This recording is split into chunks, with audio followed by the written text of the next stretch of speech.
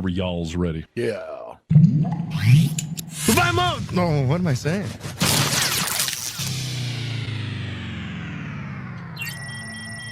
What, this?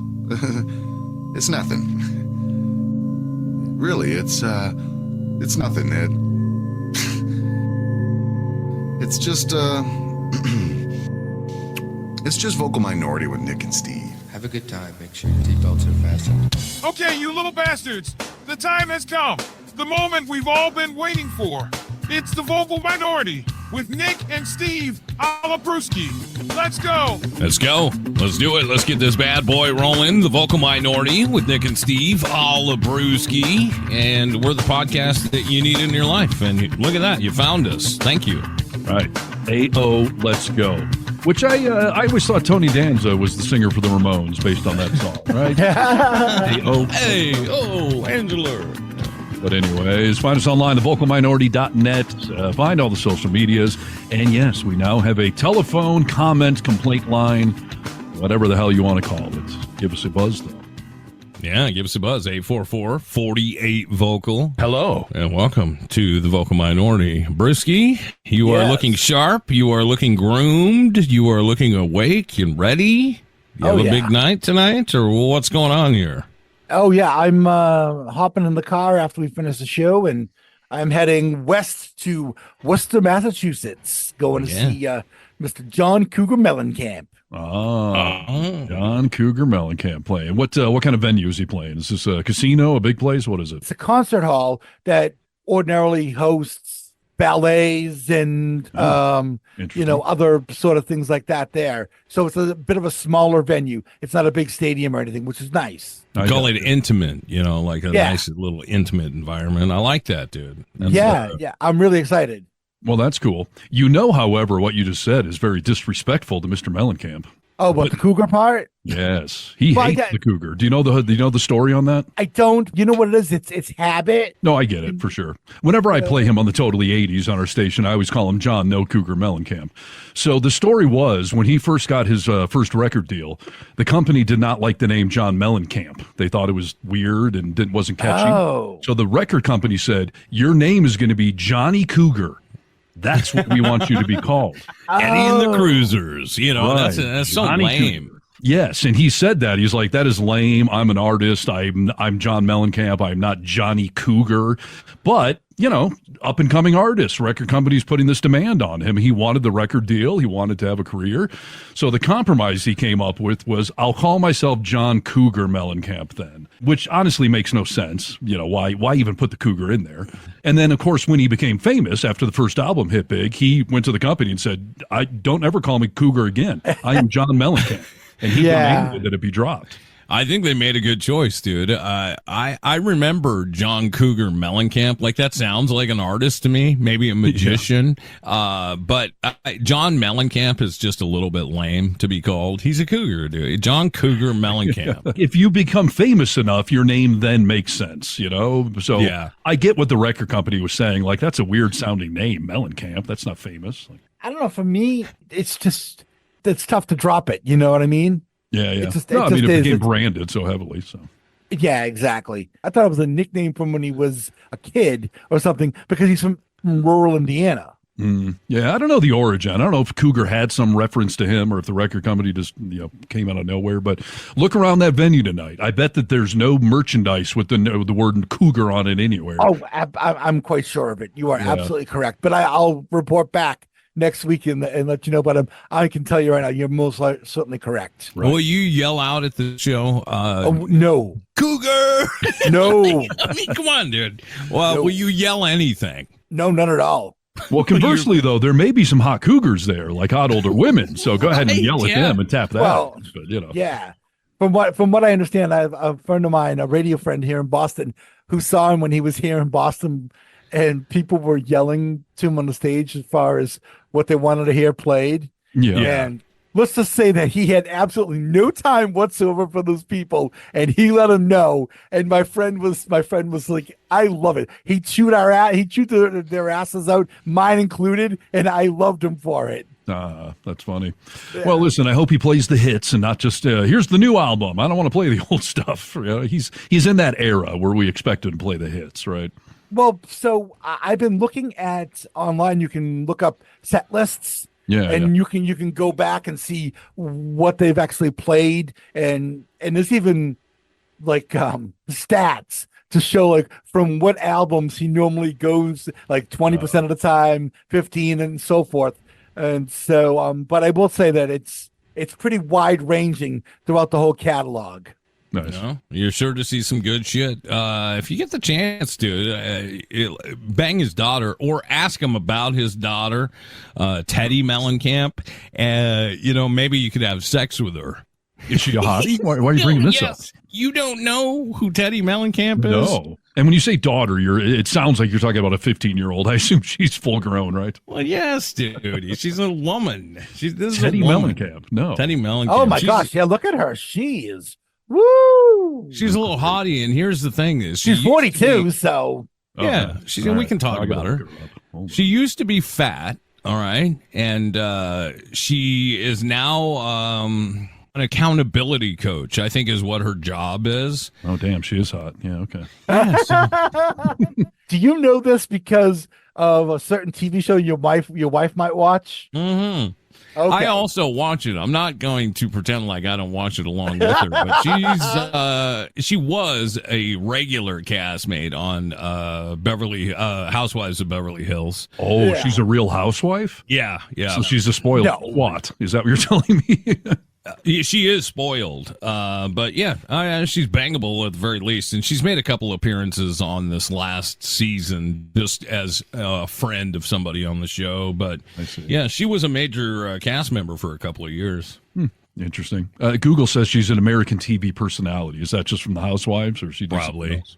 Yeah. So, yeah, why don't you just ask John Mellencamp if you can screw his daughter, and maybe that's an in with him. I'm trying to help you, dude. I want you to have fun at the show. Yeah, don't scream song request. Scream that at the stage. I want to bang your daughter. No, you know what, though? To be honest with you, I would almost ask if he could hook me up with his ex-wife, Elaine Irwin. She's only a year older than me, so, and she still looks pretty good. I mean, she looked better, obviously, when she was married to him from 92 to 2011. She was a model, right? Yeah. I mean, she still doesn't look bad, though. Well, maybe you could get in on a little threesome, dude. I mean, come on. The possibilities are endless. Sure. Okay. He's an accessible, approachable guy based on this conversation, so. You have been a showman as of late over this past week. Tonight you see John Cougar, but yeah, you just went to see a big comedy show last week, right? Yes. Yeah. Friday night, myself and Sister Brewski went to the Boston Garden, the TD Garden. That's a big place, right? Big place. Yeah. And who was it? Joe Coy. Wow. He filled that place up, huh? Did he sell it out? Yes. Of course. Yep.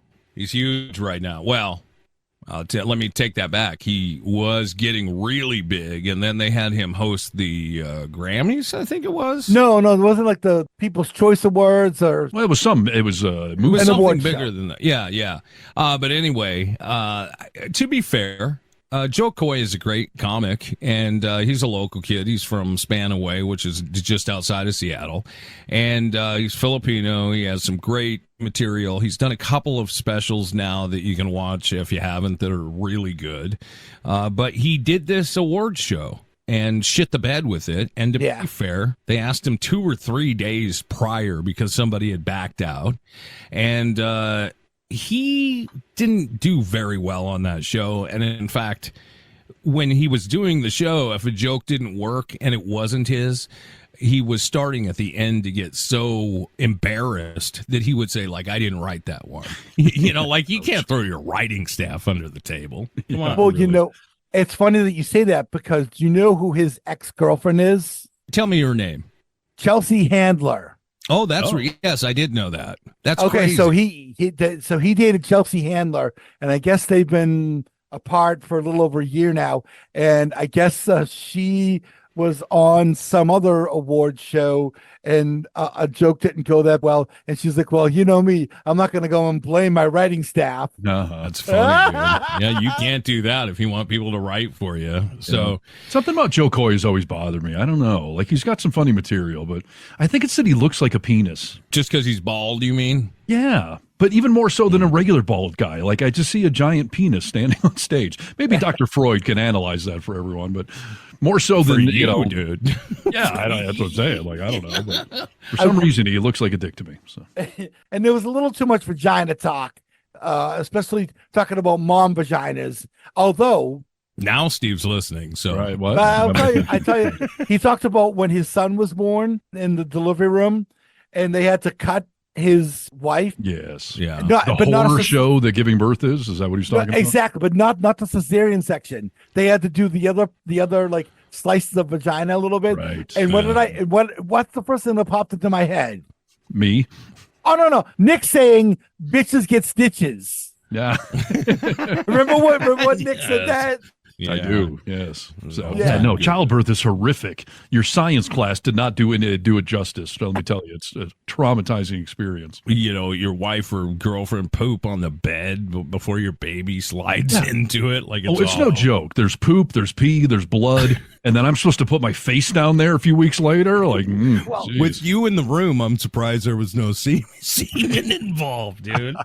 That was 9 months prior when the semen was involved. So It's funny because at one point he took his hat off because he had a baseball hat on, and he went over to like the camera, and you could see there's a scar on the top of his head. He said, "You see that?" He's like, that's from one of the times when I passed out when my son was born, and I hit my head on a table in the in the room like that. And he said, "My mother came over with smelling salts, put it on my nose, and smacked me in the face, and she said, 'Get your ass up. Your son is being born.'"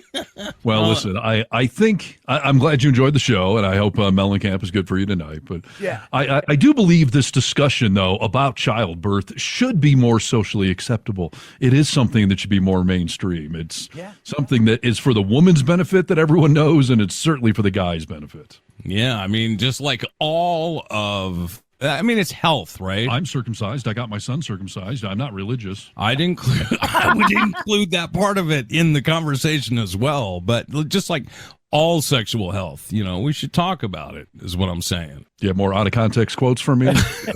Speaking live terms here. All right. Speaking of things that should be more socially acceptable, this is a segue I'm doing. Is everyone all ready? Yes, we are. Okay. I discovered in my exhausting research for the show a list of things that should be more socially acceptable. But this article feels they are not. And I'm curious to get everyone's opinion here on the fine show as to whether we think these things actually are socially acceptable already, or if in fact they should not be. Ooh, gross, et cetera, et cetera. Yeah, geographically, these will be interesting too, because I think maybe some of them are more acceptable in certain areas. That's fair.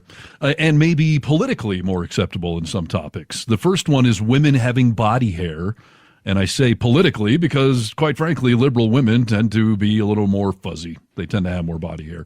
Go around Portland, go around Seattle, San Francisco. Those women have armpit hair. They have a untrimmed bush, etc. I'm not going to say who this person is, but I have someone in my life that is a young 20s, okay? She looks like, she's got Rapunzel in a headlock. I mean, She hasn't shaved in a long time. She's got a lot of armpit hair. Mm-hmm. Otherwise, I will say she's a beautiful girl. But, I mean, every time I see it, look, Rachel always says, like, I don't know why we have to shave. She does, but she's like, I don't know why we got this started and everything. I'm like, well, it's nice. It looks a lot nicer. And here we are. You've been shaving, and now this is what I'm used to. So not shaving, I just don't find it attractive. I'm sorry. Yeah, I agree. And maybe this society started it, and now it's too late to take back. But it is too late to take back. And by the way, men, we have to groom and manscape. None of the women don't want us just being, Sasquatches either. That's right. When it comes to body hair, I'm a little more accepting of a untrimmed bush down south. But the armpit hair, like as progressive as I am, you're right. It's just unsightly. And especially if it's being braided or long enough to dangle down. You can't dye your armpit hair, okay? That shouldn't be a thing. Right. What about leg hair? Does it bug you? I've never been real bothered by it. I've had multiple women over the course of my life where I go to rub my hand down their leg, like, stop, I didn't shave today, stop, oh, it's gross, stubbly, and all. Like, I'm like, I really don't care. Like, now, if she has black hair and she's got a full fur thing going down there on her legs, maybe, but it doesn't bother me like armpit hair does. Or, I mean, maybe the female mustache, yeah, you should probably shave that. Yeah, Rachel, when she was in the Army, she told me, there were one time when she was in the Middle East and she was in a tent for, 3 months. Yeah. Showers were a rarity. They'd bring trucks in so you could shower like once every month and a half. So she was like, she said one time, I don't mind stubble, by the way. You don't want to shave every day. I get it. But she's like, oh, just if I wait long enough, it'll get real soft. I was like, how do you know that? How do you know that? She's like, from the Army, dude. I mean, if my leg hair will get real soft if it gets long. I was like, yeah, I don't want to find that out. To make it better? I'm like a puppy dog. You can pet me. Like, exactly, right? So, well, I was gonna say like a cat. Will she stop purring if you start stroking the hair in her leg? right. Are you bothered by it, Brewski? Usually no, but sometimes it can be a little. I mean, the leg hair, yeah, okay. But I told you guys a long time ago about a date I had many years ago with a woman who I'm making out with her, and my hand is behind her, and it's touching her back, and I'm feeling something at the top where your back meets the top of the crack of your ass. Yeah. And I feel something. I'm like, what the heck? Only when I got her naked, did I realize that she had just full on pubes, the dark black pubes that went all the way up her ass to her back, the top of her ass crack. Wow. And it was so long when I was going down on her that it was tickling the back of my throat and making me cough. And like a soldier, ladies and gentlemen, he had the wherewithal and the bravery to move forward. Right. I will say I would probably never walk out on a woman if I got her naked and found out she was abnormally hairy, but I don't know that I'd be going back to that buffet for seconds later down. So I'm out like a trout, dude. I've already proven in this lifetime I'm not afraid to walk out of the room if I don't like what I see. Right. So I'll be out, dude. Nick discriminates on breast size, so certainly abnormal hairiness, I would imagine you would. Gosh. Sure. I'm all for female empowerment, but let's retain a little femininity, right? You can do it if you want to, but just don't expect me or require me to find it attractive. That's all. Here's one. These are things that should be more socially acceptable, but this article says is not. I would argue this one in the old days was not, but I think nowadays it's way more mainstream, and that is men crying. Crying is supposed to be a sign of weakness. And men don't want to show weakness, obviously. So, but I don't know. I think it's become very mainstream and more socially acceptable already. When I was younger, I did hear often, and I was one of them for a long time. Like, I never saw my dad cry as a kid. Some people say like, when my dad's father died, that was the first time I ever saw him cry. Well, you weren't supposed to cry if you were a man. This is one of those things where I think geographically we're a little bit more in touch with some things in some areas, so people do cry now. Yeah. I mean, are you an idiot? You're not going to let your emotion out? Yeah. I don't know if you should be just weeping uncontrollably, but I think no one should. Yeah. I think it's okay to show an emotion and show crying. I mean, one of our top videos on YouTube is me crying on this show, which I had never done before, but I was telling a very raw, honest story about what would happen if I died and who would represent me to my children after I was dead. And yeah, I got choked up and thousands of people watched that video and I got all sorts of comments on it of, people relating and having empathy, and no one called me a pussy or something like that. I would hope that that's a thing of the past. Like, we're humans that have to process emotions. And if that's what wants to come out, then that's what should come out, Yeah, absolutely. Appropriate. If they don't have the beer you want at the bar, I wouldn't start crying about it. But, yeah. The first time I saw my dad really get choked up over something, we were in D.C., my family and I was probably maybe 14 or 15, and we were at the Vietnam Veterans Memorial, and a good friend of my dad's died in Vietnam. And he found his friend's name on the wall, and he touched it and that sort of thing. And for him, because this was somebody that he grew up with. Yeah. He hadn't thought about that guy really in a lot of years, but my dad immediately sought out how to find his friend's name on the wall. And when he did, my dad was visibly choked up, not crying per se, but you could tell the emotion was there. Appropriate thing. And by the way, men, I think you're going to die prematurely if you're just trying to hold all these emotions in. You're like, it's okay to let some of that fly. That's what I mean, dude. And also, if you're a man, therapy's okay. You know what I mean? Like, this is another thing that people talk about. Like, oh, you can't cry. You can't just be strong. Don't do therapy. Like, we're all human. We all have emotions and go through things. And sometimes you get choked up for a happy reason, too, Yeah. Like, here's the deal, dude. Among the people that I know in my family, like, I'm definitely the crier. I get choked up really easy if I'm talking about something important of, caring about somebody or something like that. And so I guess it's always been a little easier for me. Like, I don't fucking care, dude. I'm not doing anything wrong. Yeah. But my dad, I don't think I saw him really cry. And I mean, I've never seen him sob, but I've seen him get emotional and cry probably till I was 20 years old. I mean, that's crazy, dude. 20 years you didn't cry, or you did it in private, maybe. I don't know. And I think it sets a good example to let your kids see that, to see real human emotion like that, and to let them know it's okay. And obviously, we've all pointed out that, you remember the first time you saw your dad cry, and that really shouldn't be something that stands out per se, but it was old school, so yeah. I couldn't get through I got through my wedding vows, but I cried all the way through them. Yeah. Like where it should have taken like 2 minutes and it ended up taking like 3.5. I think it's admirable. I think it's appropriate. So if there is any geographical place in this country still shaming men for crying, then stop voting for Trump and let men cry, okay? Because I know you're all fucking Trumpers if you feel that way. So that's right. Yeah. Next one on the list here, things that should be more socially acceptable. And this is an interesting one. Nick, you're going to have to give me your 2 cents on it. People that don't want kids.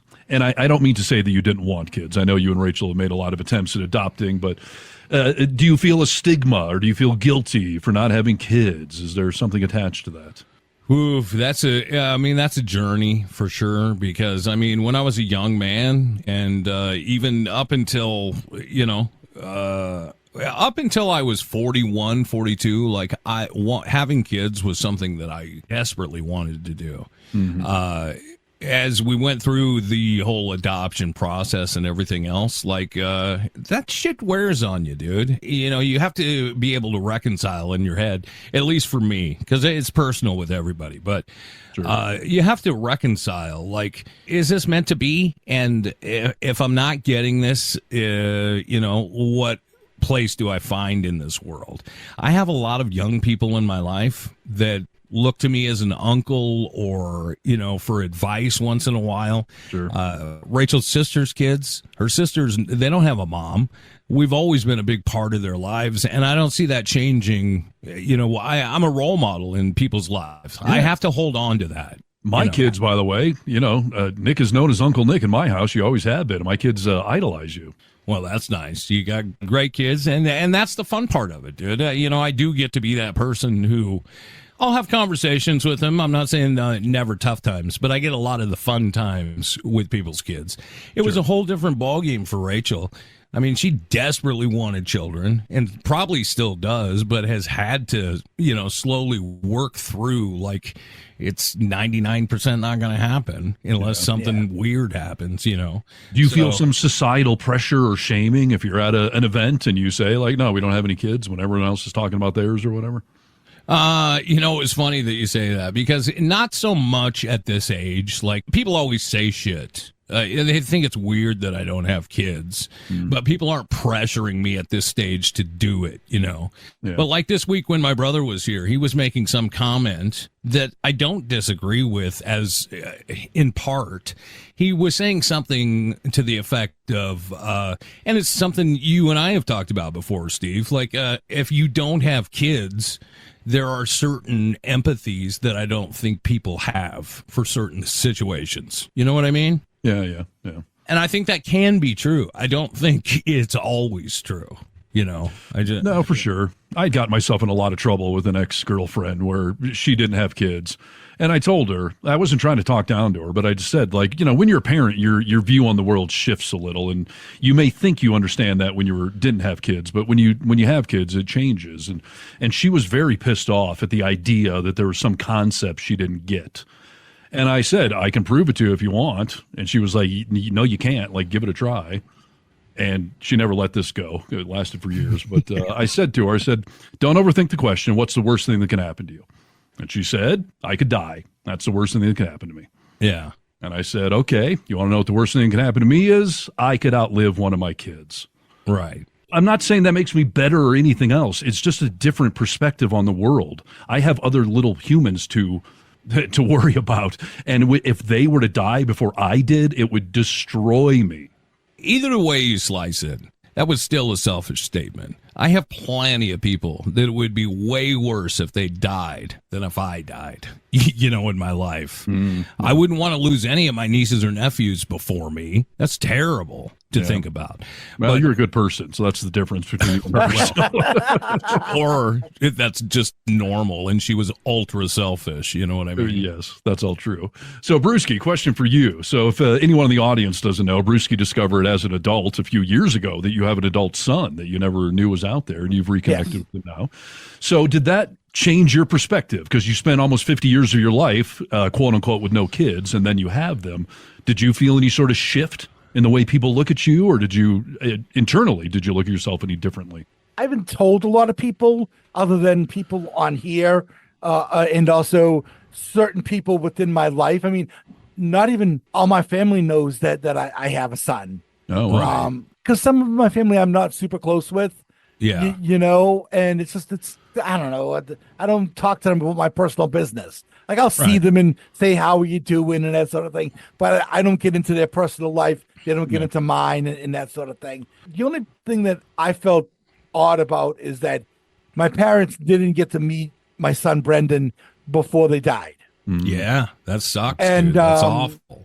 There was one time in particular, like, so the year I first met my son, which was maybe a year or two before COVID, he was working for a university that came to play Boston College, because my son is in with football coaching, and we didn't get to connect that night. And had we'd been able to do that, I could have had him out to my parents' house early in the day that day, and they could have met him and that sort of thing, And then the next time, things just happen, They never met him, Well, so did your perspective internally change, though?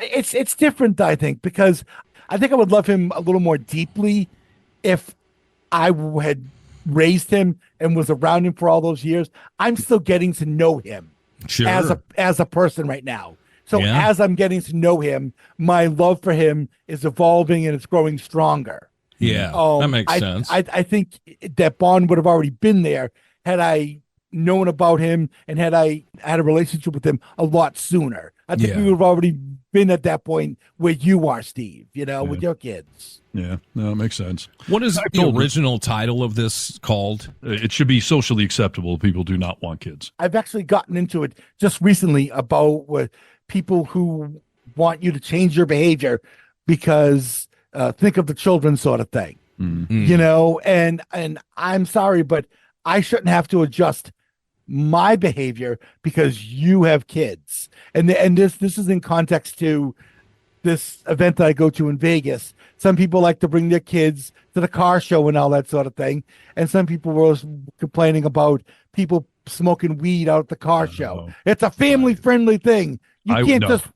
I would agree with you. Like, people that bring kids to concerts or public events like that, I would never have done that. And if you're going to do it, whatever's happening there, it's fair game.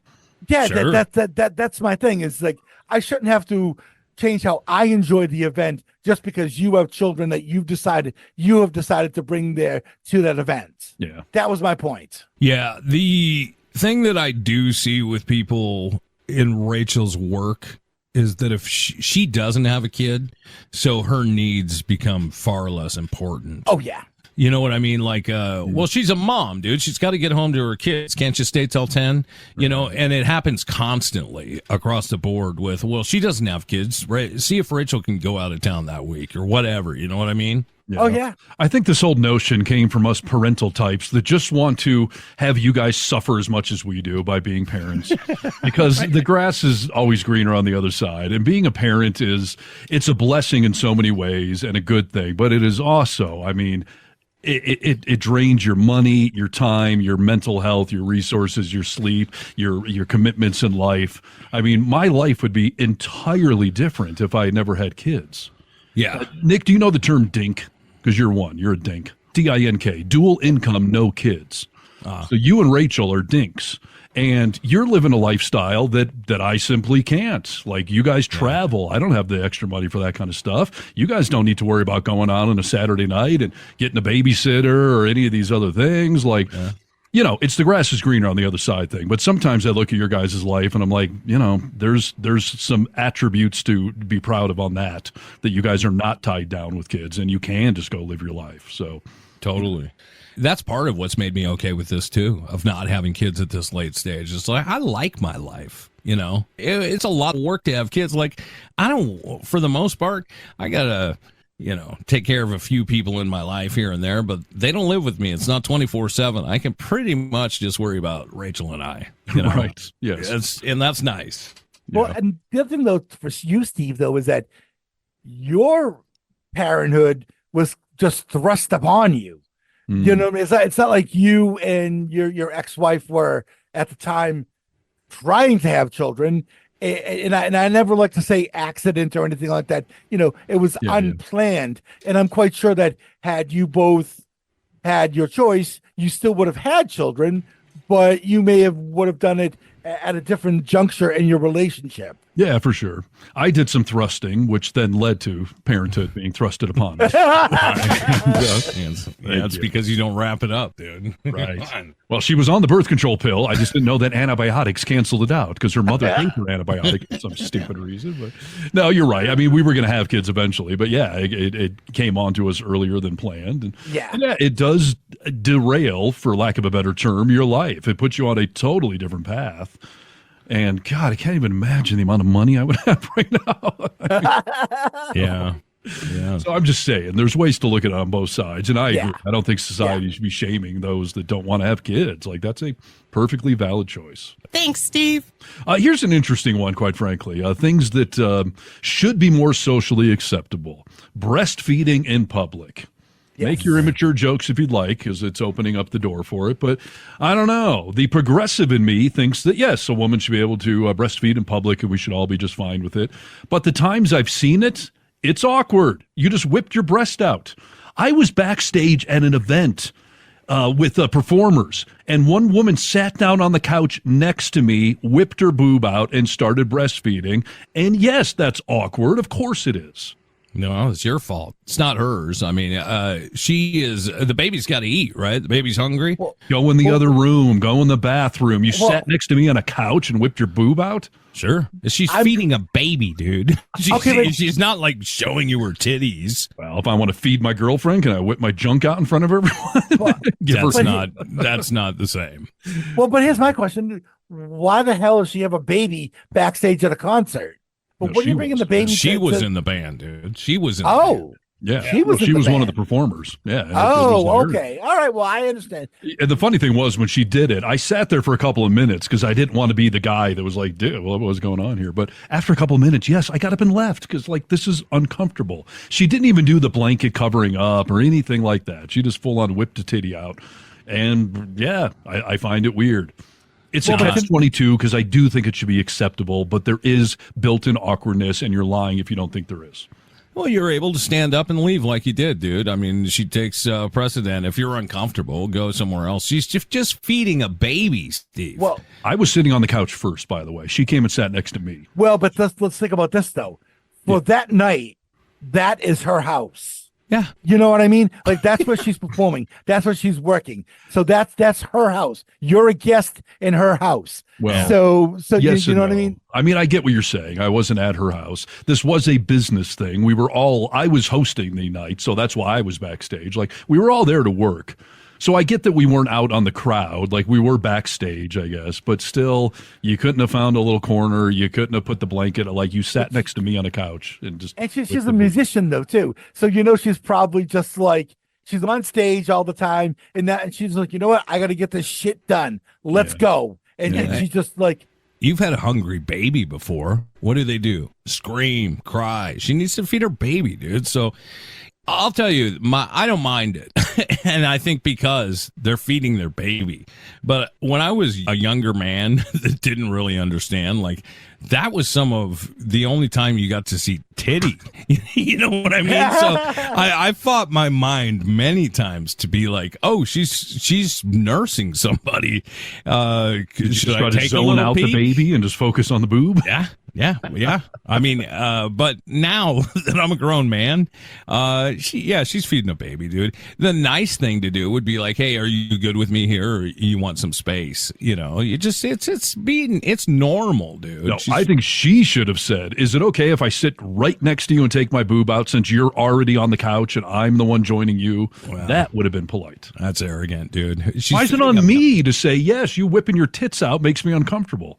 Because you're uncomfortable with it. It's not her problem. She's not doing anything awkward. She's not doing anything odd. She's feeding a baby, dude. It's human. Yeah, it'd be different though if she and some dude sat down on the couch next to you and started going at it, and she's like starting to blow the dude and that sort of thing. Then I would see you would definitely have something to say there. Like, really? Are we I would have found that more acceptable backstage at a concert, someone getting blown. I'm like, yeah, I've seen that before. That's fine. I know, but it's next to you though. You know what I mean? Right. Again, find a corner, go someplace else. You know, I think society, if we're going to do this, should just make being topless normal, like it is in so many other countries. Like, if I'm at the beach and everyone's topless, then I don't care if you're breastfeeding, playing frisbee, whatever. We're all equal then. So that's what should be destigmatized, and then whatever else you do with your boob should be fine by default.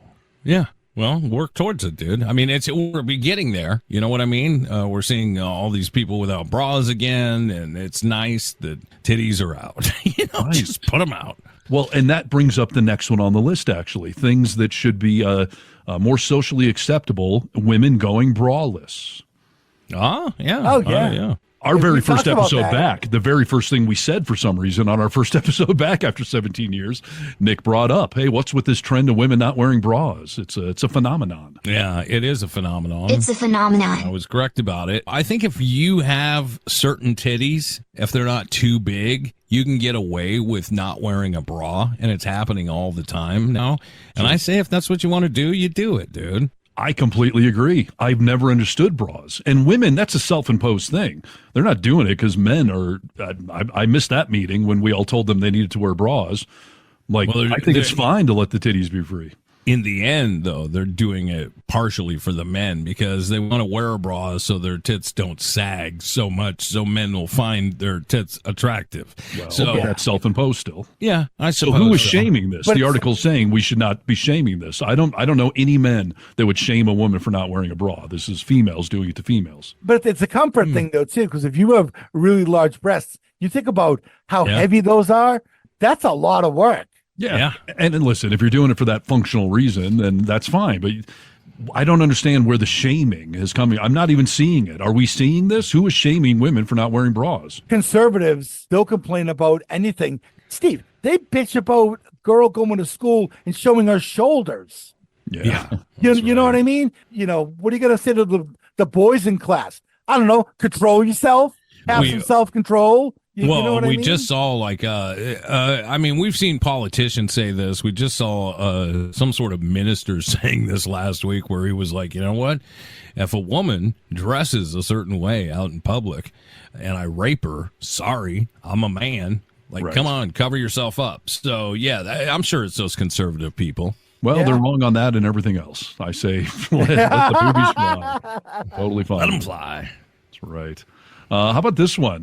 We should not be shaming people. It should be more socially acceptable to be a virgin, you loser. Yeah. Listen, I don't think I shame anyone for being a virgin, but for me to think if you're 40 years old and a virgin, like it's a little odd. Yes. Right? Yeah. I mean, what's going on there? And this again is like the female bra thing. Like, I think this is self-imposed shame. I know there's some juveniles that may make fun of somebody if they find out they're a virgin, but for the most part, that's a self-imposed shame. And what is to be embraced about being a virgin, though, if we're going to accept it socially? Like, I don't know that it deserves shaming or cheers either. Like, it should just be what it is. Well, I will say this I never found to be actually believable, but there was a guy who played for the Lakers named AC Green, and very religious, very devout man. He claimed that he was a virgin until the day he got married in his mid-30s. Yeah. Now, let's remember that he came out of college. He was drafted by the Lakers. He was 21. That means you were 13 years on the road with an NBA team, the Lakers no less, where every single night in every city you go to, literal tens are throwing themselves at you. Right. And you said no? Yeah, so what's up with that? Because that's the thing. Up until about age 20, I don't think anyone should be shamed for anything. But the older you get, if you're still a virgin, that's something's weird with you. I think most of it, the time it's a vow to God, right? Most of the people that are doing it are making a vow to their religion. I think to God. I think it's a lie. I don't think there's any way he was a virgin the night he got married. I mean, I'm talking like the hottest women you can even think of. I get it, dude. But And it's free. And they're in the hotel bar waiting for you. Free. They're like 2-3 deep.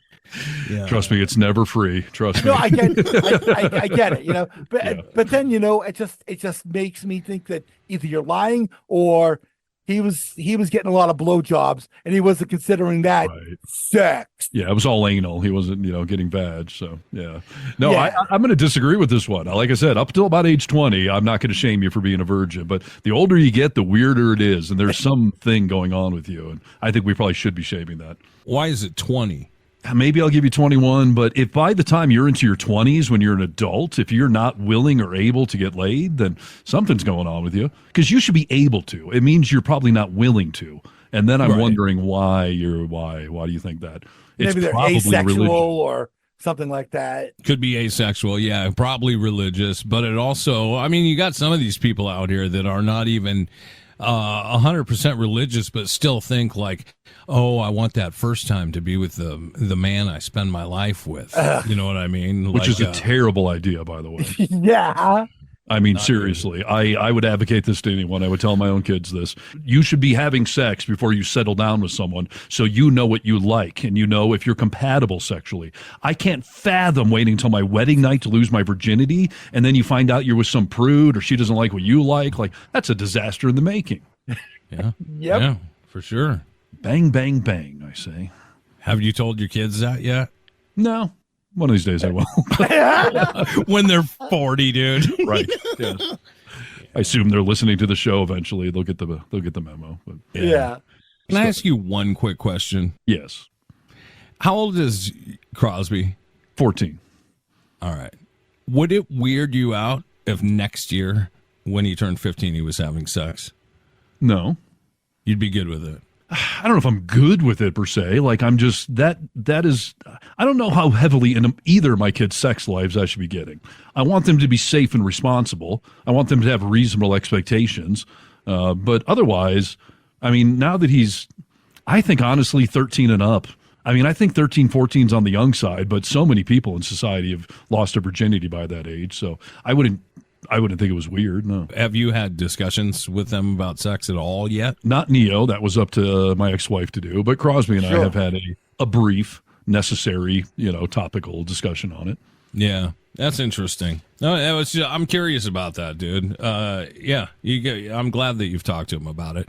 So many people I know have told me, oh, my dad never told me anything about sex. I think my dad talked to me about sex one time, and it was to the extent of I was leaving. And he was like, you got condoms?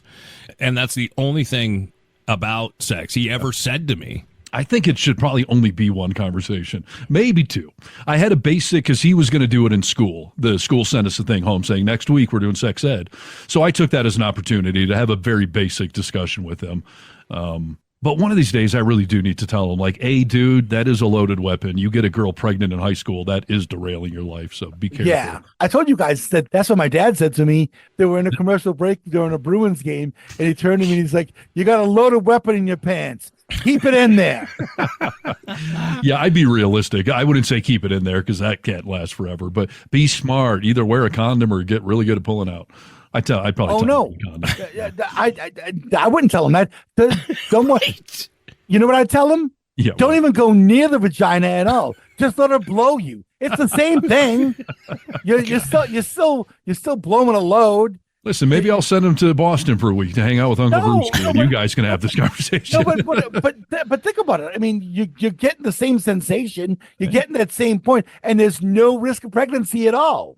That's nice. This is a parenting TED Talk with Brewski. I like what you're saying. And you don't have to worry about lube like you would need to if you were going backdoor or anything like that. And then you don't have to have that conversation with her about going ATM. You know what I mean? So very practical. Just let her blow you. Nick, yeah, Uncle Nick, what do you think here?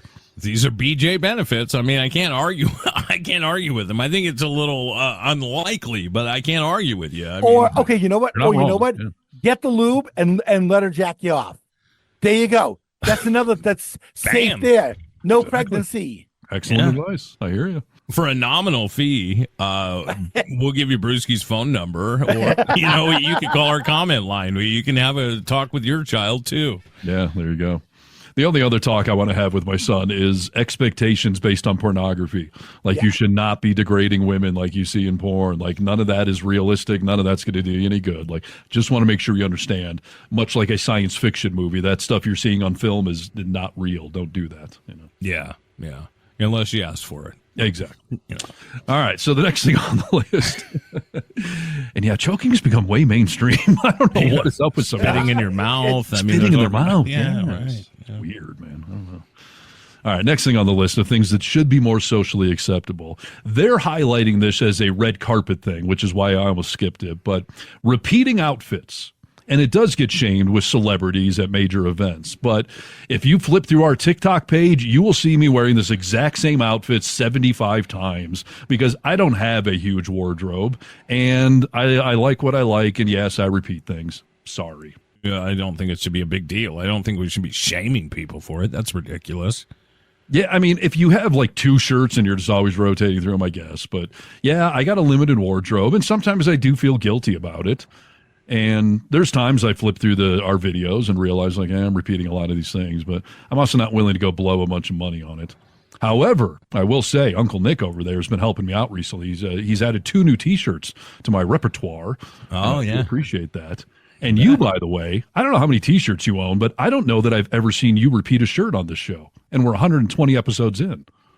That's funny. I've never thought about that. But I try. You know what, dude? I have an obsession. I mean, T-shirts are my thing. And I have, and I'm not lying, I have probably 4 or 5 drawers filled with T-shirts, and they're folded, and it's hard to get the drawer open. I've stacked them too high. Nice. I have T-shirts from when I was in high school that I've held on to. So I have a lot of T-shirts, dude. Is it a conscious thing on the show? Do you remember I wore that shirt already? Let me not wear it for this week's episode or whatever. It is only for if I would try not to wear the same T-shirt that I wore last week, but other than that, like I'd let it go. I don't care. You know what I mean? Brewski, I get the gist. You and I are on a similar page with limited wardrobes. Am I right? Oh no, I have a huge amount of T-shirts. I just tend to like this particular one that I've washed and worn the hell out of, and at some point I'm gonna have to retire it. But I have so many T-shirts in my drawers, really cool T-shirts that I've spent good money on that I maybe worn once or twice. Right. But when I'm in the car working, this is what I like to wear because I'm in the car and it's comfortable. Yeah, but I have a ton of T-shirts. I just choose not to change into them. I got you. Dating, this is an issue too. I have to be very conscious of what I've worn on a first date, second date, that like can't repeat it too soon because then I'm going to look like a slob or whatever. Yeah, I've become hypersensitive of this, so I wish society would take it down a notch. Yeah, I'm not shaming anyone. I want people to, for the most part, just wear what you like, wear what you have, It's tough. Especially being almost 50 as we are, and Brewski in his early 50s. I've gotten grief of late. I told you my dad had somewhat shamed me for, I saw your pictures on Facebook. You dress awfully casually for a man your age. Like, it's a fine line between I'm going to be me and society's standards of, yes, I should dress up slightly for this event or that event. Oh, there's certain events, dude. I mean, I have no problem. I have clothes I can put on if I'm going to an event where they're required. Well, and by event, though, I can mean like a dating thing or going to dinner at your mom's house. Or there's certain standards, or should you just be comfortable and be you? If you're going to, like, say, her parents' house or whatever, and you're just meeting them, maybe you want to dress it up a little more than you would. And I mean by that, no holes in your jeans or, whatever it might be. You might want to look a little nicer. But for the most part, all three of us have jobs where we don't have to dress up. And that's, one of the things I love about my job, dude. I think about all these hot suckers, and my wife included, that has to put on a suit to go into work. Like, that's freaking terrible, dude. No, gives me the jitters just thinking about it. I wear even khakis once a year for if I'm, I don't know, a wedding, a funeral, a court date or something. Like, otherwise, I don't want khakis even, let alone a suit.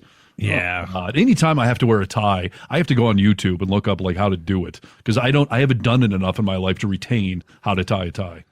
Yeah. I know how to tie a tie, but I don't wear them that often. Okay. Amen to that. I'm not going to do it. Here's a kooky one. Things that should be more socially acceptable: having an STD. Well, we see all the commercials now for HIV. Step up or prep up. I mean, that's what they're telling us. You got to step up or prep up. Test this, detect this.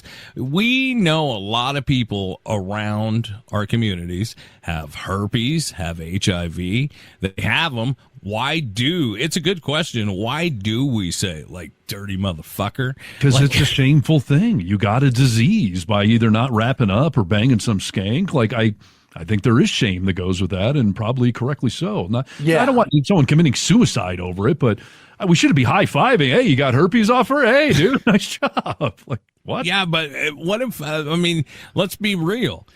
There's a chance. It's just luck of the draw. There's plenty of times you could have had herpes or HIV. Sure. Right?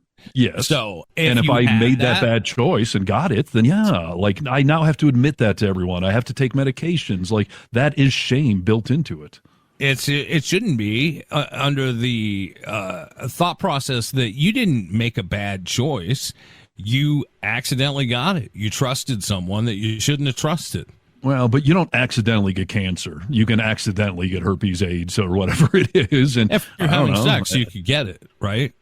Now, the one thing I may give you a little grace period on is HPV, the human papillomavirus. According to my doctor, like 85% of every adult has had it or has it, and it's not detectable in most tests, especially for men. Women can get it detected. So for something like that is just, 9 out of 10 people have had it. Like, you shouldn't be shaming anyone for that because it's so widespread. But yeah, if you're getting gonorrhea, chlamydia, like, I don't know, there's a little shame that probably should go with that. Absolutely. And I've been there. I told you guys my story about when I had to go get tested. They don't do now what they used to do. Yeah, they stuck a big thing up your nut. No, they took a really long Q-tip and put it down my penis. Yeah. Ew. And the doctor actually told me, he said, Jason, don't worry about it. I've had guys pass out from this, and I'm just thinking to myself at that point, I'm like, I'm already afraid as it is. This is going to make it even worse. And I'm like holding on to the sides of the table there as dude is like, when I'm talking, it's probably like this long and he's going all the way down, and then he has to spin it around to make sure and then pull it up and spin it around to get a good swab. We get it. Okay. Right. Listen, I am going to find people that have, herpes and different diseases and have you go shame them. because you feel like they should be shamed. Will you do it? I'm not saying I'm going to stand on the corner in the town square and you know, publicly call it out, but you should have an embarrassment level when you have to tell your partner, like, yeah, I got HIV, I've got herpes, I've got, you know, like there is some level of shame. I don't think we should be publicly shaming, you know, gay men with AIDS or something. I'm not saying that. No. But yeah, there's a little, it is a little shameful that you have a disease that you can give to someone you care about. And now you have to take protections and medications or whatever it is. Like, so you're saying that you should be able to shame your partner or vice versa. No, I think it's self-imposed shame. And if someone else looks down at you for having whatever it is, like someone who you may be involved with, not just, you know, your coworkers or something, like it is a little shameful to have to admit to someone I have this virus or whatever it is. And if they're like, geez, like, ugh, like, great, now we got to do this or that. Like, I think I brought that on myself to some level. Okay. Yeah, now I get that a little bit more, but if I came to you and I said, God, dude, I got herpes, I can't believe it. I mean, it'd be weird now. But in our single days, if I said I got herpes, you would say, whoa, you dirty bitch. Like, whoa, what's wrong with you? I'd be like, dude, you screwed up. Like, you know, it's not the end of the world, but what the hell were you doing? Who'd you dip it in? Like, yeah, at least herpes can't. All right. Is it going to kill you? Yeah. Well, so you want to keep shaming for that? A little bit. All right.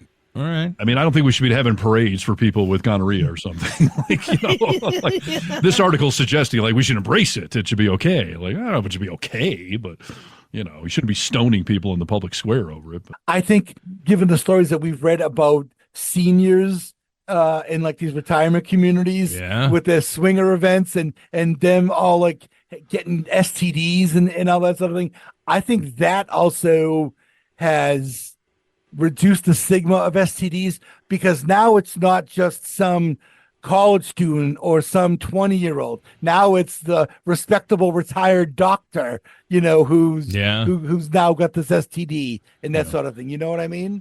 Yeah.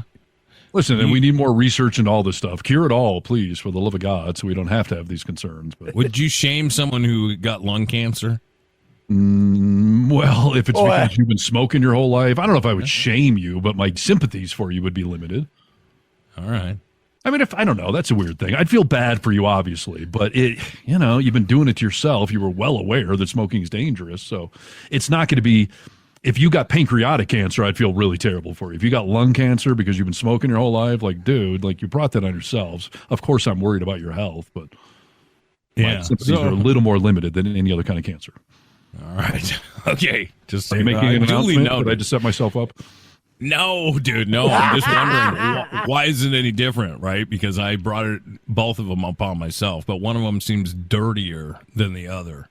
You know, it's a weird thing. I mean, it's what we've been taught to do. So yeah, that's fair. All right, I got one last thing I'll throw out here on the things that should be more socially acceptable. And I'm all for this one, maybe because I've done it a lot in my life, but either going to a movie alone or going out to eat dinner alone, going to something alone like that.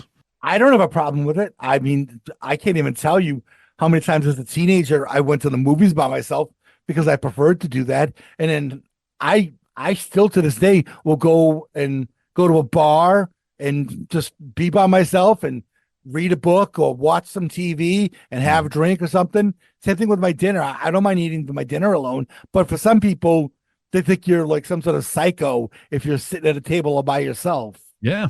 I've heard this from other people that I've said, like, yeah, I go to movies alone or I'll go and eat dinner alone. And they've been like, that's weird. Don't you feel embarrassed or something? I'm like, no. First of all, a movie is a singular experience. We're not actually watching it together. I'm sitting there in silence for 2 hours. So what does it matter if I'm alone or not? And the same with dinner. And I'll tell you, I've had some waitresses kind of like, oh, you're alone. Oh, okay. Can I sit you at the bar or in a dark corner? Like I'm here to eat. I'm here to tip, right? Yeah. No, that's exactly. You ever heard this, Nick? Has anyone ever brought this up to you? Definitely. Well, not so much with me. I have, and I do. I'll go eat alone. It doesn't bother me at all. But people will bring it up to Rachel. They always do that when she's traveling out of town. They'll be like, do you want me to see you in the bar? It's like, no, I'm having dinner here. Like, oh, what are we doing? Yeah, I want to sit at a table. Yeah. And do you ever go see movies alone? Because I do it somewhat frequently. I don't go to the movies a whole bunch, anymore. I don't know why. I don't dislike it, but I don't love it. I fall asleep too easy. I fall asleep in movies. Is probably why I don't spend the money. I've gone to sporting events alone, concerts alone. Again, I figure some of those things can be fun to do with other people, but in the most part, a sporting event or a concert, again, you're watching that. It's a singular experience. I see no shame in going to see Metallica alone. I've done it a couple of times. I've gone to Supercross alone. Like, it's fine. Yeah. I'm there to enjoy the event. Totally. And also, sometimes you end up meeting people at the event that you were talking to. Like when I went to go see Judas Priest, I was wearing a Velvet Revolver t-shirt.